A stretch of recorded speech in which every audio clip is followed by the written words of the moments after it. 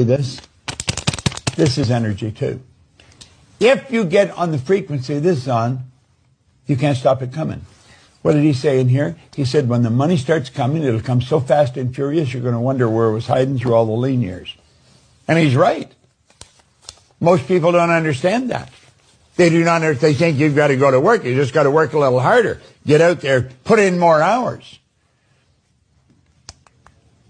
Wrong track. Now look it. Einstein gave us some wonderful information. He said the intuitive mind, that's the higher faculties, is a sacred gift. The rational mind's a faithful servant. That's our senses. Okay? We've created a society that honors the servant and has forgotten the gift. Well, we want to start using these higher faculties. That's how you're going to create the wealth. And I showed you this yesterday, and I'm going to touch on it once today, but I want you to get this. I want you to copy this down, and I want you to pay attention to it.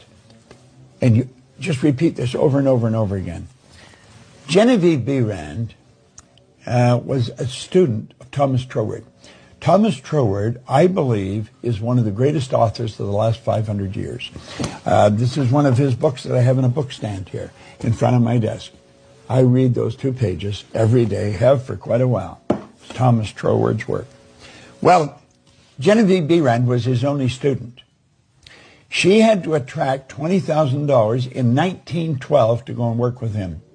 And it's through studying what I'm putting on the screen here that enabled her to do it. Now, I'm not going to say you're going to grasp this overnight. You got to keep reading it over and over and over.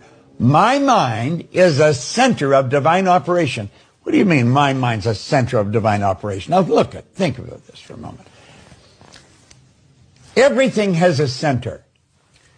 If I have a basketball, there's a point in that ball that's center, and that's determined by the outer side of the ball. There's a point in this room that's center, and that's determined by the outer measurements of the room. But when you get to the divine, when you get to God, to spirit, there is no outer measurements. You're talking about infinite. When you're talking about infinite, any point is center. My mind is the center of divine operations. So is yours. So is your next door neighbor's. My mind's the center of divine operation. Now, the divine operation is always for expansion and fuller expression. The divine operation is always for expansion and fuller expression. And this means